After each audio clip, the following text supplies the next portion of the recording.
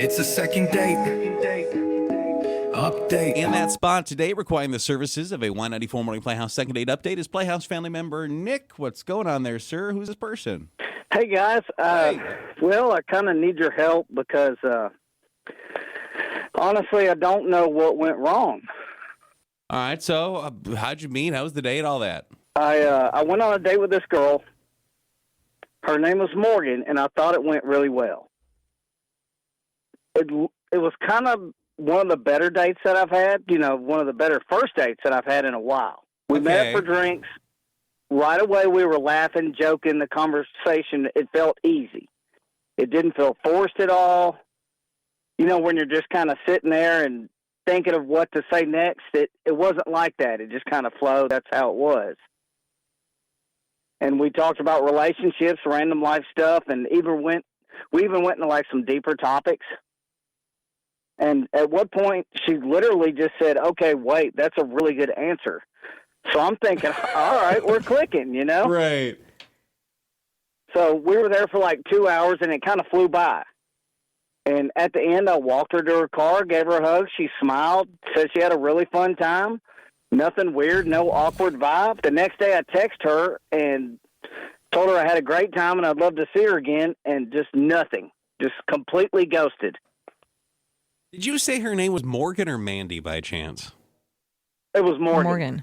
Have you ever seen the TV show Georgie and Mandy's First Marriage by chance? I have not. You sound like Georgie. It's with Sheldon Cooper's brother. You sound like Georgie. I hope that's good. I mean it in a complimentary way. I honestly was like, oh my God, are we doing a celebrity interview right now? And I didn't even know about Georgie and Mandy, one of my favorites. Well, if you hang tight for a minute or two, we'll see if we can figure out what's going on with Morgan, not Mandy. Hold on. To figure out what's going on, we need you, Morgan. What's going on with you guys? Yeah, so, okay, Nick is nice. Like, he's genuinely nice, but the date didn't feel the same to me. Why? What happened on the date? He made it sound like you guys had a great time. You, stayed there for 2 hours. You were really clicking. Yeah, so I don't know. So we were talking, but the reason it felt like the conversation was flowing is because he brought Cards Against Humanity, like a full box, out of a bag. He brought the game out right on the date. And within minutes, like the first 5 minutes, he goes, "This will make it all more fun and help us get to know each other faster." And then he just starts playing the game. So did you not feel like that led to good conversation? Because that is a fun game. Well, yeah, but every conversation we had was actually him just reading cards, like, "Why can't I sleep at night? What's this smell? I got 99 problems, but blank ain't one. What ended my last relationship?" And I'm just sitting there like, okay, this is a lot for meeting someone for the first time, but I don't know, you guys. It got worse. Oh, okay, well, what was the worst part of it? At one point, he reads, "What's a girl's best friend, blank?" And he's, really analyzing my answer like it's a personality test. And I'm thinking... What was your answer? I'm thinking, I don't even know your job yet. I actually tried to ask him what he does for work, and he goes, "Wait, let's play this round first." And he kept saying stuff like, "This tells me a lot about a person." And I get that he was trying to be creative, but it just kind of felt like he needed a game to have a conversation. And, we never just talked. We played those cards and the game the whole time. So... yeah, I laughed and played along because I didn't want to make it awkward, but I felt like I didn't actually have a real date with him. And when you would try to have a normal conversation outside of the game, he's like, "No, stick to the game."